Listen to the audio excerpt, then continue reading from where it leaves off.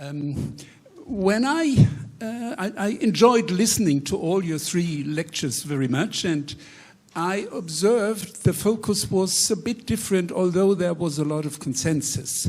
So for Jörg, in the end, it was very much the German mindset. And if that is overcome, then the treasury idea is that what needs to be done.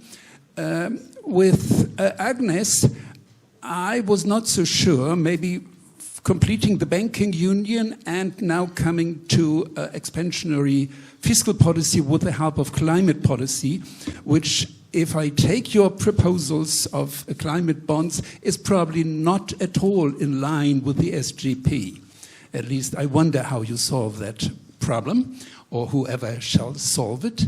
And for Paul, the key point seemed to me, first, the lender of last resort problem. If something happens to Italy tomorrow, who is going to activate the OMT? The OMT has never been activated, and it is bound to conditionality, so it will not work. And the words of Draghi cannot be repeated by someone else. They are not repeatable for a second time. So that is dramatic, the situation, if that is what your point was. And the second dramatic point which you mentioned is we need a political union, but we are far away from a political union. So let me raise these questions maybe for your last words in this session, because they go into the future, and first we want to go in retrospect. And let's open the floor for many, many questions which you have in mind, but you have in mind only short questions. Now, please. We have those 2 microphones here, please, over there. You see, right side. And second, I'm blinded. One question to Mr. deGrauwe especially. You mentioned the difference between liquidity crisis and solvency crisis. But my question is, what is your criterion for saying that a government is insolvent? I think this is something very difficult. It's clear for a company, but what is the criterion for government insolvency? That we did not find that is, I think, the cause, is the reason why there is still no sovereign debt default mechanism. We collect questions first, over there.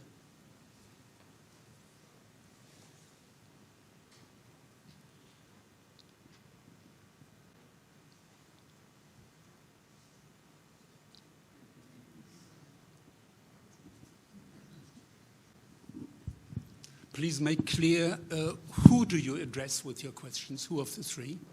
And perhaps you say who you are, so everybody knows. Oliver Peisek from Vienna Momentum Institute. My question is a short one. If I look at the graph that clearly, not this graph, but the one that Paul deGrauwe showed before, where the euro area clearly lags behind the United States and also the EU10 that is not the euro area. And we've completely been unable to address our policy challenges. It was a complete disaster. And then we also hear from Jörg Bibow that in the end, we can't even address them because there's Germany doesn't even want to play by the rules, right? Like they just sabotage the whole Eurozone. And they will keep doing so. So why should we still keep the euro? We have payment systems that basically now if you go to Sweden, right, you don't need currency anymore. You just pay with your card. Nobody even notices. Nobody knows what the currency is. And like we have Facebook coming up with new currencies. Like why do we still need the euro? Thank you. Is there a third one for the first round? No question. I'm amazed. Over there. Okay. In the middle.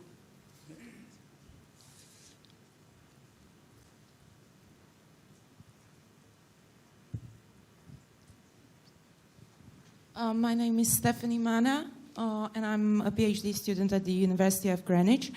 I wanted to ask Professor Bibow about the current accounts of the euro area members, because most of them right now have surpluses, except for Greece, and then Belgium and France have really very small deficits. So is the euro area sort of trying to export their imbalance elsewhere? And can they manage to get away with it, or will this strategy backfire? And also, I'm a little bit worried about this because there's this proposal about competitiveness authorities in the euro area, which I'm not so sure what they're supposed to do, but I don't imagine we'd like it very much. Thank you. Okay, then we start with Paul. Okay, but I don't think this works. Oh, then it does. I have to push a button somewhere. No. Just try. It does. Great. directly. Yeah, I'm going to take it out. Okay, thank you for these questions. They are very pertinent. The first question that I got is this problem of making a distinction between solvency and liquidity when we talk about governments, right? It's obviously easier when you talk about private companies. You look at their balance sheet and you give a value to their assets and to their liabilities, and if the value of the assets is below the value of their debt, then you say equity is negative and it's insolvent, right? Period. And then you can, that's another important distinction, then since these private companies are embedded within a legal system, you can start imposing things on that company, right? And the legal apparatus and the courts will intervene and do a number of things when it is clear that there is a solvency crisis. So it's easier with private companies than with governments, because with governments we don't have these balance sheets that we can evaluate in the same way as we can do with private companies. So it's inherently more difficult. Also, not only because it's more difficult to give value to these balance sheets, assets and liabilities, but also because this is sovereign debt. In other words, it's not only, solvency is not only arising when there is an incapacity to service the debt, but also when there is unwillingness to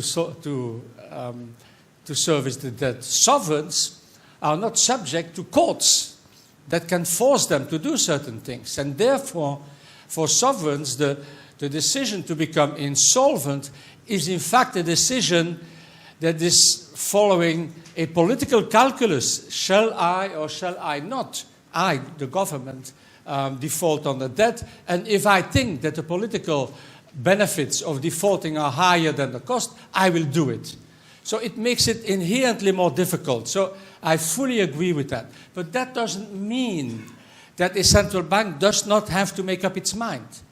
When it is facing, like it did during the sovereign debt crisis, with this surge in these spreads, right? Where does it come from?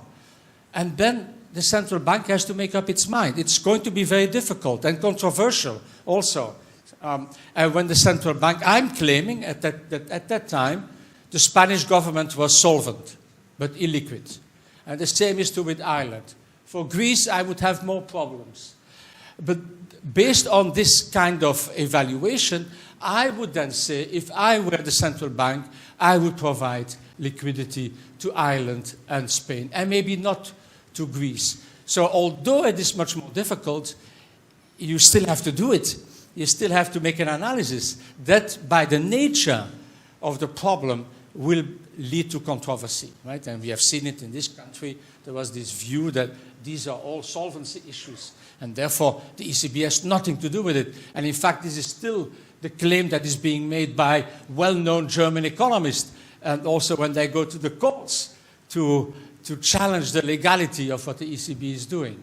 But I'm claiming the ECB can do it, it's difficult, and should do it. The second question was about why not just throw away the euro, right? Do we need the euro, right? Yeah, well, that's a very deep question. We may all have some views on that.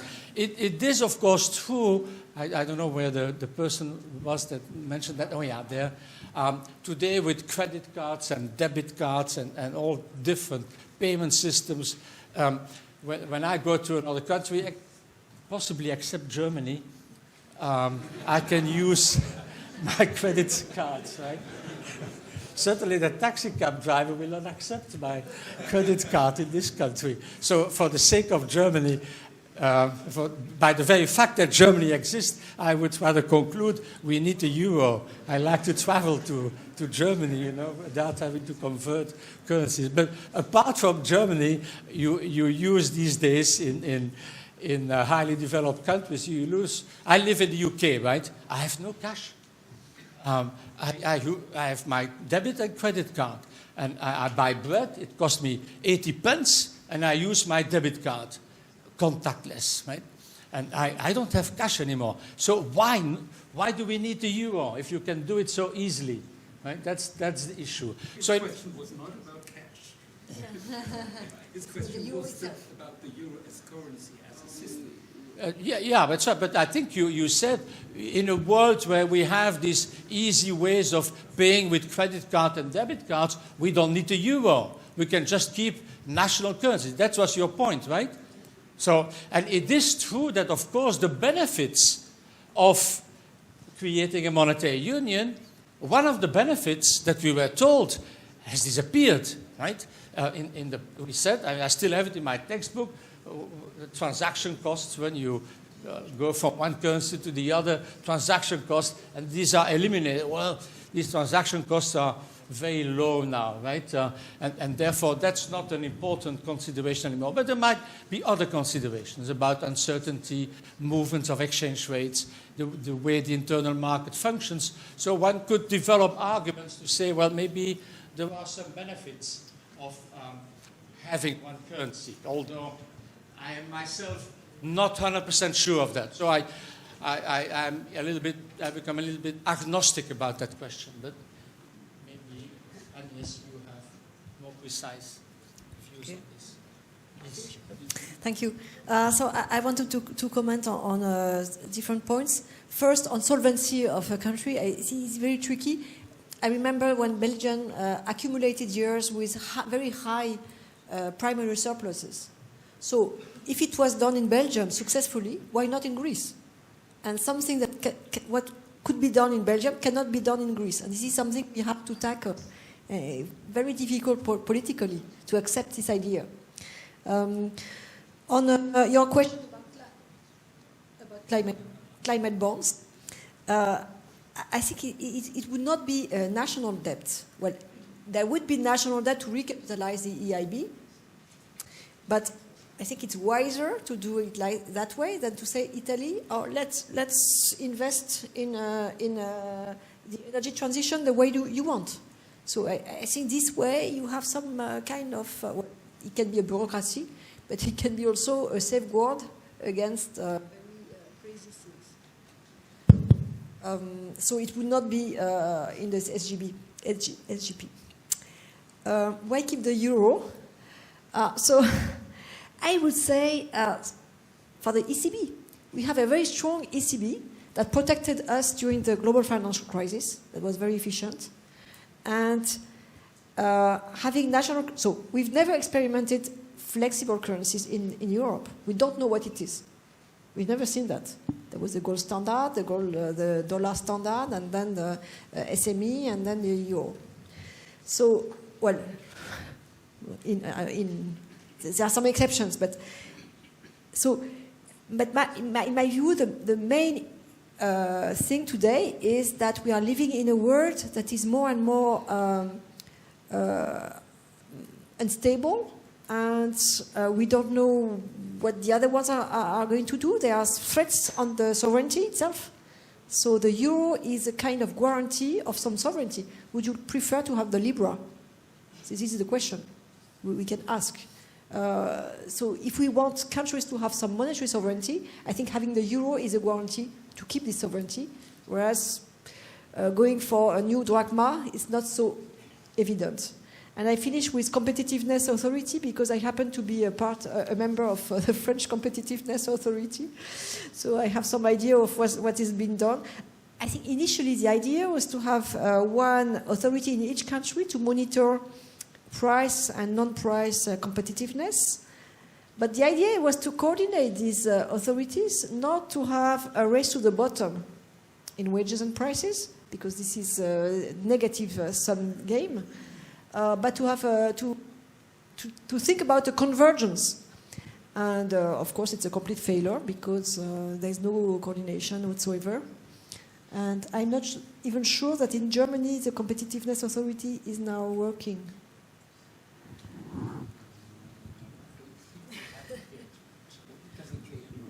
We have already published our report a few months ago. Let me start with do we still need the euro? Just to make it clear, I was pro-euro before the euro, and I'm still pro-euro, and I'm still hopeful that we can make it work. Criticizing its flaws and trying to make constructive proposals to make it work. Now, what was before the euro? Before the euro, we had European monetary policy determined by the Bundesbank based on a German mandate. That's economically inefficient, politically scandalous. The euro was a way forward. So where would we go back to if we abolished the euro? National currencies. Yeah, okay. Flexible floating exchange rates? Okay. UK, Sweden, they seem to live with it.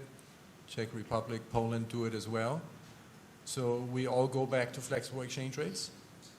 Or do we at some point again start to follow one country, just as the Dutch and then the Danes did, and then the French made the U-turn, which kind of gave us the hard EMS, which would get us back to one country determining monetary policy for Europe. Would flexible exchange rates really be an option? I doubt it. Would Libra be a viable alternative? I doubt it very much. I don't think this is where sovereign states want to go. So I would agree with your sense that kind of sharing sovereignty under the euro is a much better idea than either going back to national currencies or the Libra. The point about current account imbalances, yes. So before the crisis, the imbalances were internal. Germany's surpluses were almost completely with the rest of Europe, and a big chunk of it with the euro area. So since the crisis, that has changed. Almost all countries run current account surpluses now, except for France. Yes, France is still doing the right thing. So how was this rebalancing accomplished? By internal devaluation, by income compression and import compression, and by relying basically on the rest of the world, and the Chinese stimulus and US stimulus to bail out the euro area. Now that's the German model. Can that work for the euro area? I believe not. No. The euro area is simply too large to work on that model. And there is obvious international resistance. I would be the last person to defend the stable genius in the Oval Office, but he's not alone in criticizing those imbalances. This has been a long-held position among the American authorities. So I don't think Europe would get away with it. Let me make one more remark. It seemed to me that we kind of converged on the idea of a common budget. Whether it's my Euro Treasury plan or whether it's focused on climate change, or Paul made a similar point, because it would give us the safe asset, the common safe asset that Europe needs. It would make life easy for the ECB. They could buy these common safe assets without any problem. They would not run into the difficulties, the legal difficulties the ECB has experienced. So that would really be the solution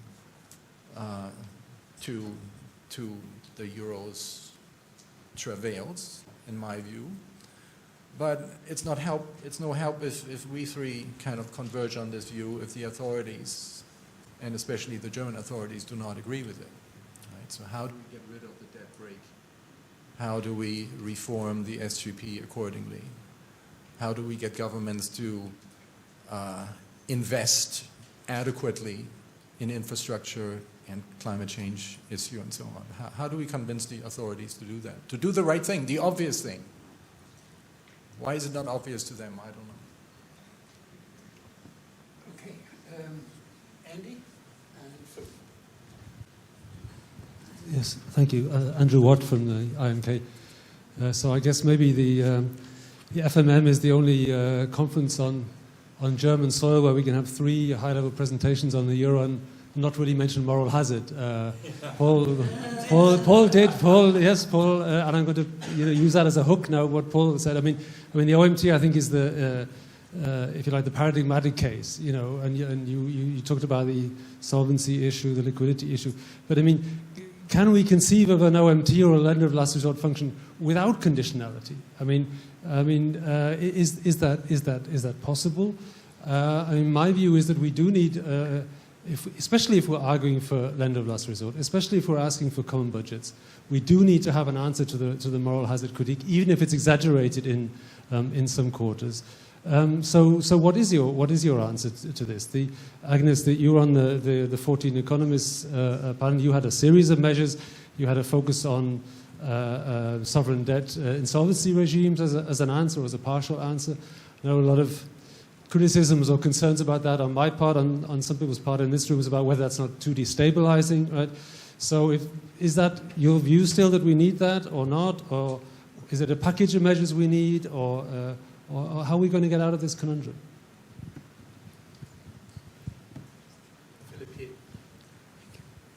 Thank you. A quick comment which is applicable to all 3 of you, which is that there has been a recent development, which is that the European Commission is better?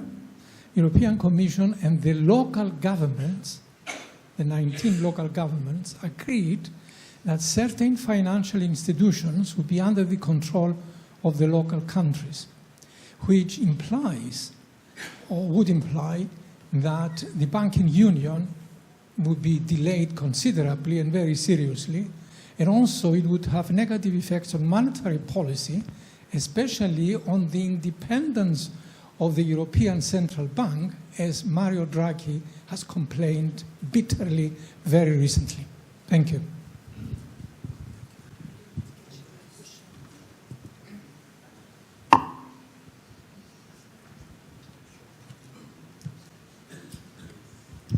Hi, Engelbert Stockhammer, King's College, London. I enjoyed all 3 presentations. I've 1 comment and 2 questions. I'm very pleased that there seems to be a certain convergence to what we would have thought of post-Keynesian assessments of the situation in the Eurozone, in particular a consensus that we need a European fiscal policy, that we need expansionary fiscal policy, and that we need ECB support and the lender of last resort for member states. I did enjoy Paul's and Agnès' presentation. I'm a bit wondering who the we is that was learning in their presentations.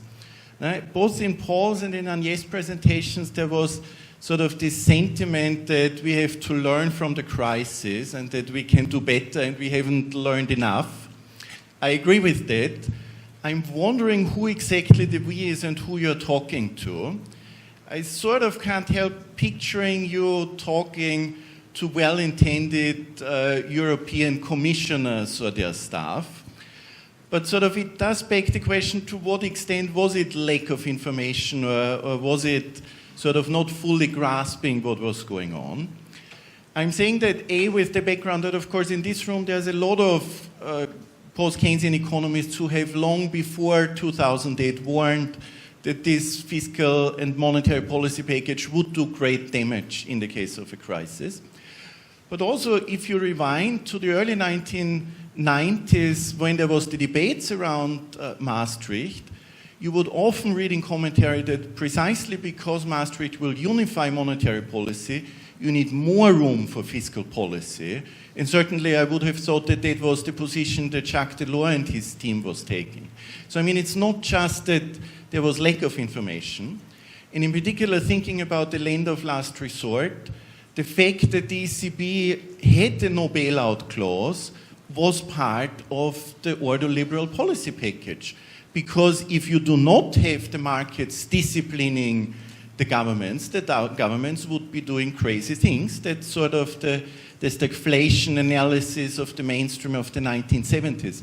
So it's hard for me to just see that as a mistake. I mean, that was part of an ideologically grounded part of the system. So maybe you want to comment a little bit on that. Now, Jörg's analysis, wrapping up. Jörg's analysis was a lot less naive, but I have to say it was also a lot more depressing, because whereas Paul and Agnès did manage to sort of give a positive spin to debates. So my final question is, given that we would need a fundamental policy change in Europe to get those type of reform, how would the next crisis that will certainly come, how would that crisis have to look such that we get a political dynamics that we move in the direction that we're talking about? I think we are now, we have still 5 minutes left, and these 5 minutes we need for the three speakers. Sorry for the others, so there will be dinner and lots of time to talk at dinner about these issues. So who wants to start? Same order as before, you start again, and yes. I think you are optimistic about 5 minutes, but... oh, okay. Thank you. Sorry. yeah. Sorry. So on debt restructuring, OMT, I think what is needed is precautionary lines with pre-qualification and something much bolder than what has been decided. So that in case they say a contagion from a crisis in one country to another country, there needs to be very quick support from the ESM. And the qualification needs to be automatic, meaning Germany should be qualified and there should be a list of... because otherwise you have the same problem at the IMF. The countries don't want to ask for the qualification. Nevertheless, I think that we will not be safe in the euro area before we can restructure public debts without putting the euro area in danger. Why? It's because otherwise you can no longer have the ECB as the lender of last resort, as an efficient lender of last resort, because you cannot separate solvency from liquidity in the bank and at the level of the bank. So I think we are not there.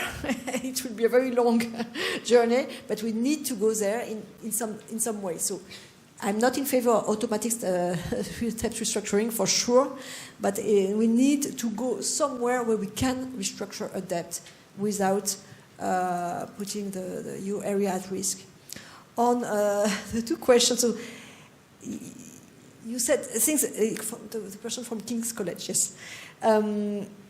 So are we talking to European commissioners? And it's very well taken. I think we need, us economists, we need to provide ideas that can be given to the people. And therefore, I think the idea of insurance is something very, very useful. For instance, if we have bank deposit reinsurance at some point, it will be a major step because it will mean that for the first time, a piece of insurance would be exactly the same in all euro area countries.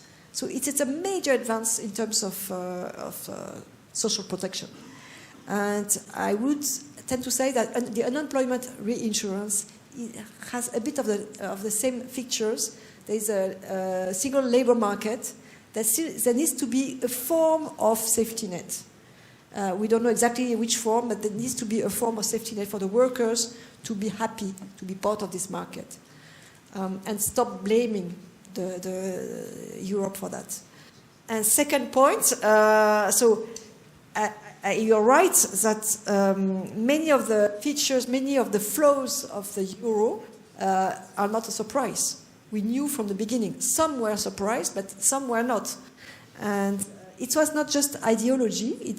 Part of it is, in Germany, I think you trust market discipline and you distrust government discipline, but I can tell you that in France it's just the opposite. People trust the government and they distrust the market. So probably we need the two together. And this is what we try to do actually in the 7+7 report. But it's not just ideology, it's also procrastination. That everything was fine. And I also like the word by Mario Monti, saying that one problem of the Eurogroup is that the ministers were too polite people. Would you like to do a deficit? Please do, my friend. You should. So we need to be more like Trump. I would not go that far. So there's also some kind of, and this comes back to your initial point.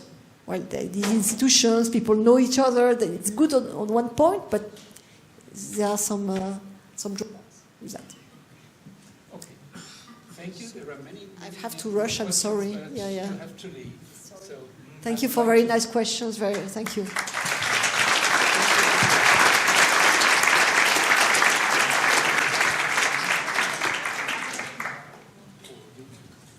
Yeah. Let me take up the point that Andy was raising about the OMT. I've been arguing, in fact, the ECB should do that without conditionality because it's an instrument to provide liquidity when there is liquidity crisis, and then you don't need conditionality. What about moral hazard?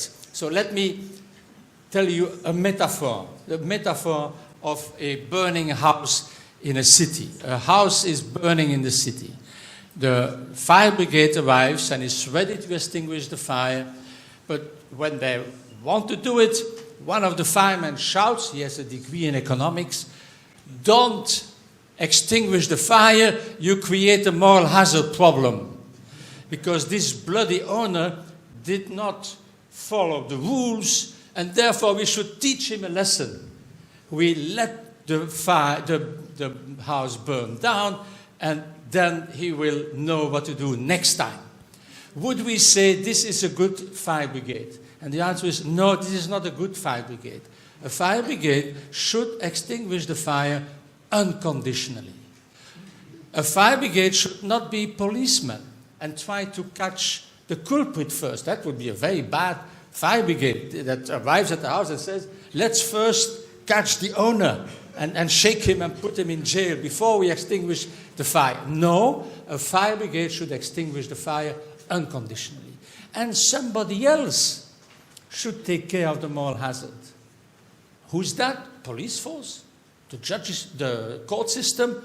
Who should go after the owner, shake him, put him in jail, teach a lesson to the others.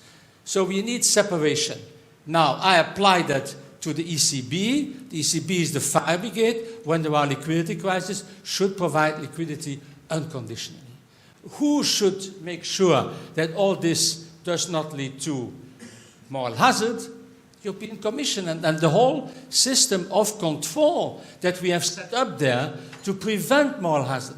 And that's the right institutional environment in which you do it, right? And so that's how I see it. So I'm not denying that there are moral hazard issues. I'm aware that when you do that, you create moral hazard. But it's not the fire brigade that should solve the moral hazard issue. The fire brigade should extinguish the fire, and other institutions should take care of moral hazard. I'm not saying this is easy. Huh?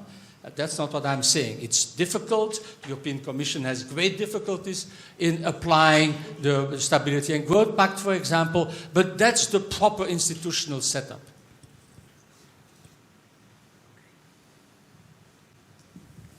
Perhaps.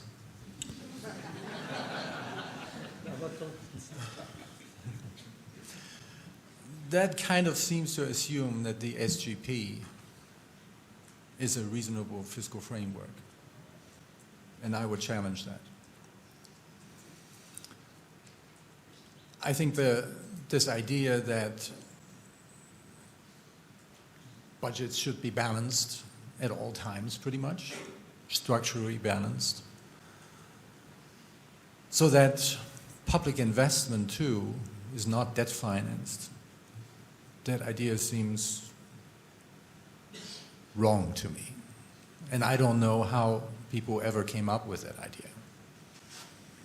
I think it contradicts even what used to be German wisdom until this idiocy struck that is called the debt brake. So I would like to redirect the argument a little bit, because if you look at the US doesn't have OMT. The Fed doesn't buy state debts. The Fed doesn't bail out state debts. So the US way is to keep state debts low and have the stabilization done through the federal budget, and have a large federal debt, which is the common safe asset, which is also the asset the Federal Reserve can buy without problems. So I would think that is the way to go, and that's the direction my Euro Treasury plan is going. So the idea of keeping national debts low itself is not a bad one. I mean, that's what the SGP tries to do, right? If you have 0.5% of GDP deficits all the time, your debt ratio would shrink to a very low level. So my point is that is not going to work. The SGP is not workable. What it does is it's depressing public investment, which is depressing the rest of the economy as well. It's crowding in corporate investment as well, so to speak. So to get a reasonable, adequate level of public investment would be to have it financed at the federal level and tolerate that you need a large federal debt, because you need that safe asset and you need something the ECB can intervene in for monetary policies without any problem. So under those conditions, you can have low national debts, and then those national debts would be safe, and then you wouldn't need to worry about OMT and all these issues too much. Aren't you dreaming? Because you are talking about a federal government like the US having a budget that represents 25% of GDP, while the budget of the EU is 1% of GDP. So you say that's easier to achieve than Stability and Growth Pact. I'm not so sure. Yeah. That's not quite right. Just to clarify this last point, Jörg's idea is not that the European government shall be, or the Treasury shall become as big as the US is. It should be a manager which issues debt which is given to the member states. So they don't need to pay for expenditures more than they do now with 1% or so, or maybe 2% of GDP, but not more. So that is his idea behind the Treasury, which is one way to make bonds safe. The other one would be the fire brigade for every kind of debt, be it national debt or any other debt. But time is out. We can't discuss this. It's a long issue. And thanks to everyone, to the presenters and to the audience.